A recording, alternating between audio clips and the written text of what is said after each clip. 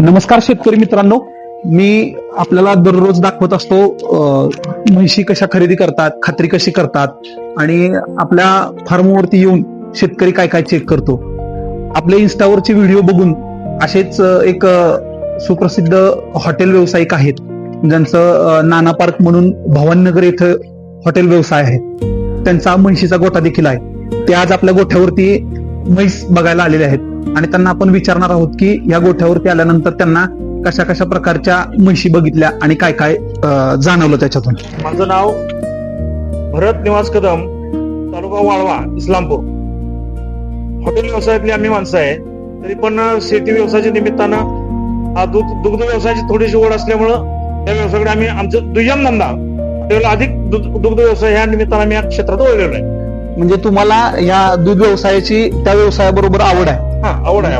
मग म्हशी खरेदी करायचं हे ठिकाण जे आहे ते तुम्हाला कसं कळालं? असंच आम्ही युट्यूबला बघितल्यानंतर अनेक लोकांच्या चर्चेत जरा नाव तुमचं आम्हाला बघायला मिळालं, म्हणून आज आम्ही आमच्या गावचे सगळे पदाधिकारी राजकीय असतील किंवा हे पण सगळे शेतकरी चांगली जनावरांची म्हणजे ते स्वतः डॉक्टर आहेत. Okay okay doctor Sandeep doctor म्हणून आहेत, स्वतः ओके ओके पशुसंवर्धनाचे डॉक्टर आहेत. बरं हे सगळे बागायतदार मोठे बरं सुद्धा राजकीय अधिक बागायतदार आहेत. ठीक आहे, ठीक. सर्वांचा शेती अधिक हा उद्योग आहे, म्हणजे पशुपालनाचा उद्योग आपला सर्वांचा आहे. ओके. शेतकऱ्याला दूध व्यवसाय करण्यासाठी सगळ्यात महत्वाचं काय असतं? म्हैस महत्वाची असते. बरोबर आहे. आता ते म्हैस खरेदी करताना आता तुम्ही काय काय बघितलं या गोट्यावर आल्यानंतर? नाही, आम्ही आल्यानंतर पहिल्यांदा म्हशी कोणत्या जातीचे आहेत ह्यातलं पहिल्यांदा आम्ही निरीक्षण केलं. बरोबर, तर बऱ्यापैकी आम्हाला हरियाणाच्या म्हशी आहेत जवळजवळ आमची सगळी खात्री झाली. खात्री झाली. प्रत्येक म्हशीचं आम्ही ताडण केलं की म्हैस नेमकी कोणची आहे. बरोबर, वेगवेगळ्या प्रकारचे या कुठं दिसल्या तर बऱ्यापैकी सगळ्याच म्हशी हरियाणाच्या दिसल्या आम्हाला. हरियाणाच्या आणि दिसल्या. आम्ही प्रत्यक्ष स्वतः दूध तुम्ही आम्हाला न विचारता काढायला सुरुवात केली. आम्ही काढा म्हणलो वगैरे नाही, ते आम्ही बघितलं आणि समाधान झालं. तुम्ही म्हशी बघितल्या. सगळ्यात महत्वाची गोष्ट, आपण म्हैस बघतो, तिचे सड बघतो, कशी दिसते, देखणी दिसते का म्हैस बघतो. ह्या दूध व्यवसायासाठी लागणारी सगळ्यात महत्वाची गोष्ट आहे. दूध जर व्यवसाय यशस्वी करायचा असेल, बरोबर, तुमच्या हॉटेल व्यवसायामध्ये हॉटेल व्यवसाय जर यशस्वी करायचा असेल तर त्या जेवणाची चव खूप चांगल्या लेवलची असेल. तुम्ही हॉटेल कितीही मोठं बांधा, कितीही चांगल्या लेवलचं बांधा, तसं म्हैस कितीही देखणी असू दे, तिने दूध खूप देणं गरजेचं असते. तर ते तुम्ही दूध चेक केलं का? केलं. म्हणजे म्हशीनं दूध दिलेलं चेक केलं, बार्डी वगैरे हातात घेऊन? बऱ्याच म्हशीची आम्ही दुधाची ताडण केली. हा. सरासरी 7 लिटर 7.5 लिटर होता. सायंकाळच्या वेळची वेळ आमची. आता आम्ही चेक केलेलं 7, 7.5, 7, 7.5ची लेवल प्रत्येक बार्डी आम्ही हातात घेऊन वजनाचे ताडण केलं. म्हणजे तुम्हाला इथं खात्री आल्यानंतर झाली आमची. खात्री होऊ शकते.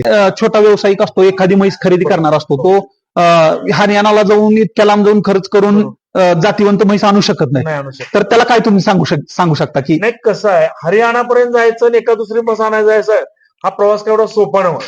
बरोबर अनेक प्रवासात अनेक अडचणी, म्हणजे फार अडचणी जास्त आहेत. बरोबर आणि समजा आपल्याला तिथे गेल्यानंतर आपण कंटाळून जातो, पुन्हा मग काहीतरी मग आपले कुठले काय व्यक्त करत बसायचं, घेऊया बस कुठं हा काहीतरी घ्यायचं माघार यायचं. पुन्हा आपल्यात आल्यानंतर दुधाचं काही ताळमेळ होत नाही. बरोबर. पुन्हा मग आपण म्हणणार फसवलो व्यापाऱ्यानं. आपल्या तोंडूनच ते शब्द कारण असतो निघते.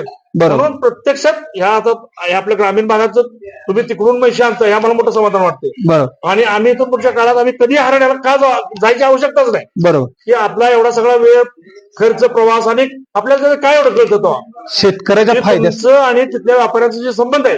बरोबर हा, आता 4-2 रुपये आपण खरेदी करताना घासाघीस करू, हा आपल्या एकमेकाचा रिलेशनचा संबंध आहे. बरोबर बरोबर आणि बरोबर. त्यातनं आपण इथली आवड निवड ही इथंच केली पाहिजे. इतक्या लांब हरियाणाला वगैरे जाऊन आपण म्हशी खरेदी करणं म्हणजे आपल्याला घातिक पण तितकंच आहे. आता मी ट्रान्सपोर्ट व्यवसायात सुद्धा अभ्यासू माणूस आहे. आम्हाला ते अनुभव माहिती आहेत की अनेक ठिकाणी अपघातानं म्हशी मरण पावलेले आहेत. बरोबर माझा ट्रान्सपोर्टचा सुद्धा व्यवसाय, हॉटेल व्यवसाय नुसता एकच असं नाही, ते सुद्धा मला त्याचा अनुभव भरपूर आहे. अनेक ठिकाणी अपघात झाले, आपण गाडी गेलेली, तर ते फार मोठं नुकसान असतं.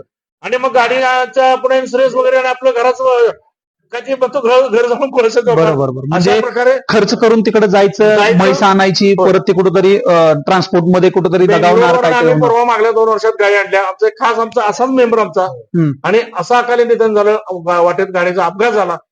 3 म्हशी गायी मेल्या बेंगलोरवरून आणलेल्या, अधिक स्वतः तो एक्सपायर झाला जाग्यावर.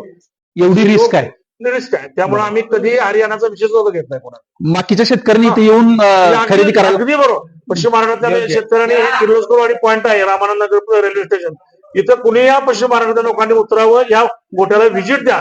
आणि तुम्ही अनेक वेळ त्याच्या धारा दूध बघा, 1 टाइम 2 टाइम 3 टाइम दूध बघा, आणि नंतर तुम्ही अभ्यास करून ती म्हशी तुम्ही खरेदी करायला हरकत नाही. डॉक्टरांचा काय गोठ्याबद्दलचा अभिप्राय आहे ते सांगतील.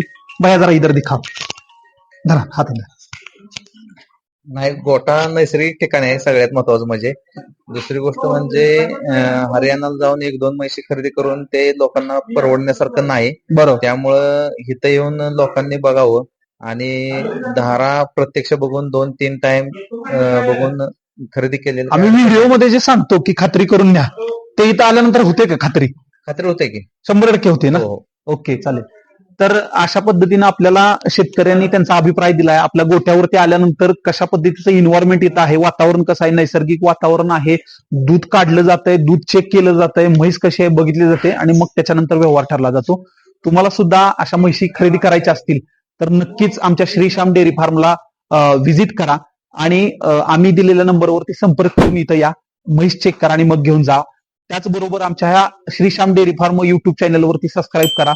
आमचं इन्स्टाचं पेज आहे श्रीश्याम डेअरी फार्म, त्यालाही फॉलो करा आणि अशा नवीन नवीन माहिती मिळवण्यासाठी आम्हाला नक्कीच फॉलो करा.